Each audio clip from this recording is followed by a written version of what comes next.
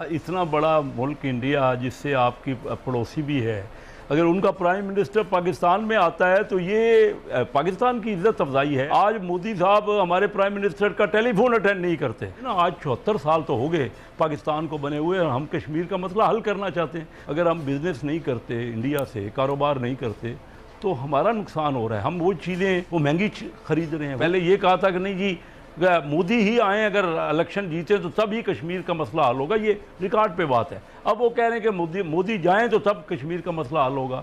तो कई सालों से तो ये कश्मीर का रोना रो रहे हैं सभी के पास में, लेकिन आज तक कश्मीर का एक ढेला तक नहीं ले जा पाए।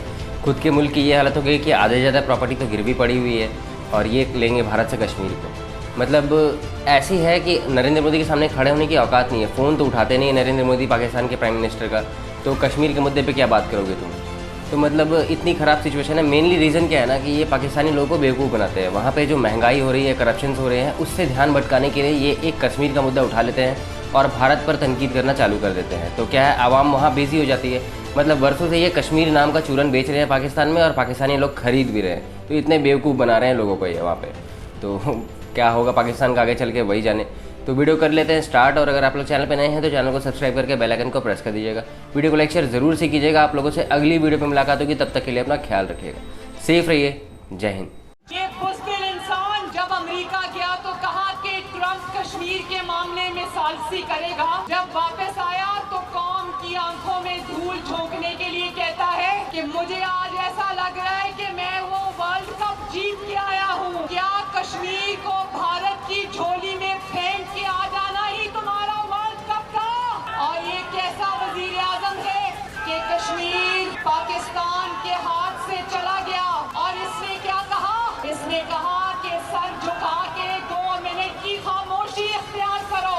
इमरान खान वोट चोर। मरियम नवाज के उसी बयान की जानिब आते हैं। सर, कश्मीर को मोदी की झोली में फेंकने का इल्ज़ाम आयद किया है। सर, मोदी किसकी सालगिरह का केक खाने के लिए आया था, जो उसको बाकायदा VVIP प्रोटोकॉल दिया गया था? जाते हुए उसकी वालदा के लिए शॉल्स रवाना की गई थी, आमों की पेटियां रखवाई गई थी। आप इतना बड़ा मुल्क इंडिया जिससे आपकी पड़ोसी भी है, अगर उनका प्राइम मिनिस्टर पाकिस्तान में आता है तो ये पाकिस्तान की इज्जत अफजाई है। अगर कोई ज़ाती फंक्शन में भी, मैं तो हैरान हूँ आप पे। आज मोदी साहब हमारे प्राइम मिनिस्टर का टेलीफोन अटेंड नहीं करते, तब आप नाराज़ हैं। और अगर वो prime minister all the way एक ज़ाती फंक्शन पे भी आए, कभी भी आपके कोई भी आप हमारी जो रस्म रिवाज है सब कॉन्टिनेंट की, अगर किसी के कोई फंक्शन में या किसी के यहाँ, तो इज़्ज़त उसको दी जाती है ना। नहीं, मुझे नूरुल आरफीन वाकई आपके सवाल की, क्योंकि ये खामखा के प्रोपेगेंडे हैं। अगर प्राइम मिनिस्टर साहब को इतना भी नहीं बातचीत किसी से, दूसरे प्राइम मिनिस्टर अपने यानी पड़ोसी मुल्क जो कि अनफॉर्चुनेटली आपसे उसकी मुखासमत है, आपकी उनकी एक दुश्मनी हो गई है, तो मामला तो तभी हल होंगे ना जब आप आपस में बैठेंगे। या कोई और हल मुझे बता दीजिए, और क्या तरीका है ना। आज 74 साल तो हो गए पाकिस्तान को बने हुए, और हम कश्मीर का मसला हल करना चाहते हैं।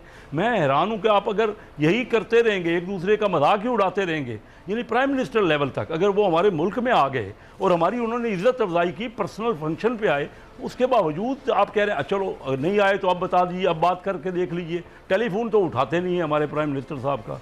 और ख़ुद प्राइम मिनिस्टर साहब ने कहा था कि अगर मोदी बन गए मैं उनके साथ हूँ इलेक्शन में। ये रिकॉर्ड की बात है कि अगर वो इलेक्शन जीत गए तो कश्मीर का मसला हल हो जाएगा, और कोई उनको शर्मिंदगी भी नहीं है। अगर हम बिज़नेस नहीं करते इंडिया से, कारोबार नहीं करते, तो हमारा नुकसान हो रहा है। हम वो चीज़ें, वो इंडिया की चीज़ें दुबई की मार्फत या ईरान की मार्फत हम ले रहे हैं स्मगल होके, वो महंगी खरीद रहे हैं। वही अद्वियात, वही सब्जियां आज खरीद रहे हैं। आपने अपना हर चीज़ बंद कर दी इंडिया, क्योंकि ज़्यादा इंडिया एक्सपोर्ट करता है, हमारी एक्सपोर्ट कम है। हर चीज़ हमने बंद कर दी और महंगी चीज़ें खरीद रहे हैं। और कहते हैं, हम ये कह रहे हैं कि नहीं जब तक कश्मीर का वो वापस नहीं करेंगे एनेक्स जो किया है, तो भाई बैठेंगे तो तब होगा ना कोई बातचीत करें। अब कौन सा दौर आएगा कि जिसमें कश्मीर को आज़ादी नसीब होगी जनाब? 2 बार प्राइम मिनिस्टर इंडिया के यहाँ आए, मुख्तलिफ प्राइम मिनिस्टर पाकिस्तान में आए और बैठ के मसले का हल कोशिश की गई। ठीक है, इंडिया की हट धर्मी है, कोई बात मानने को तैयार ही नहीं है, क्योंकि दुनिया के बाकी ममालिक भी जो है ना इस वक्त खामोश हैं कश्मीर में जो कुछ आज हो रहा है। लेकिन ये इमरान खान साहब तो वो सालसी की बात करके वहाँ गए थे, अमेरिका में वो बात करने गए थे, और उसके बाद उन्होंने कहा, पहले ये कहा था कि नहीं जी मोदी ही आए अगर इलेक्शन जीते तो तब ही कश्मीर का मसला हल होगा, ये रिकॉर्ड पे बात है। अब वो कह रहे हैं कि मोदी जाएं तो तब कश्मीर का मसला हल होगा। मुझे तो इमरान खान साहब की समझ नहीं आती। कश्मीर का मसला कोई इतना आसान नहीं है, ना ही OIC इस्लामिक कंट्रीज देखिए, हम उसकी भी सपोर्ट नहीं ले सके थ्रू आउट ही। और ये इंडिया क्योंकि एक बड़ी इकानमी है, तो उसकी इकानमी की वजह से अमेरिका बिल्कुल ऑल आउट है इस वक्त अमेरिका के साथ। वो एक लफ्ज़ भी बात करने को कश्मीर को सालसी की बात ज़रूर उसने की, लेकिन उसके बाद क्या हुआ कि मोदी ने यहाँ आकर सारा कश्मीर को आके जम कर लिया। वहाँ पे जुल्म और बर्बरियत बढ़ती चली जा रही है। और मैं कैसर साहब से ये एग्री करूँगा कि हमारे जो मुस्लिम ममालिक के OIC हैं और टर्की है, बहुत सारे ममालिक हैं, इसके ऊपर कोई बात करने को भी तैयार नहीं है। बदकिस्मती से ये है कि इस पे वो बात भी नहीं करते हैं। आज मैं कहूँ कि ये जो मुस्लिम ममालिक अगर ज़रा सा प्रेशर डालें तो कश्मीर के मसले को हल होने में देर नहीं लगेगी। उसकी वजह ये है कि देखें, हमको एक मुत्तहद होके देखें ना कश्मीर का इशू को सॉल्व करना है। जब देखें फ़लस्तीन का होता है, जब भी मुस्लिम ममालिक एक साथ नहीं होती है, तो बस ये हमारी बदकिस्मती है।